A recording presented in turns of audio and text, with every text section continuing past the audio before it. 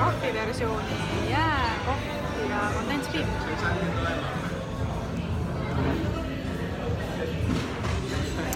Väga maitsev, väga maitsev.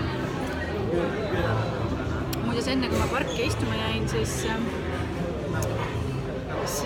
tuli minu kõrvale üks vietnamlanna, kes õpib siin ülikoolis inglise keelt ja ütles, et tahab seda minuga praktiseerida.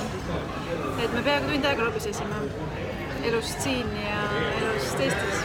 Et jube kihvt, et kui sa jääd lihtsalt paigale ja ootama, siis elu tuleb ise sinu juurde.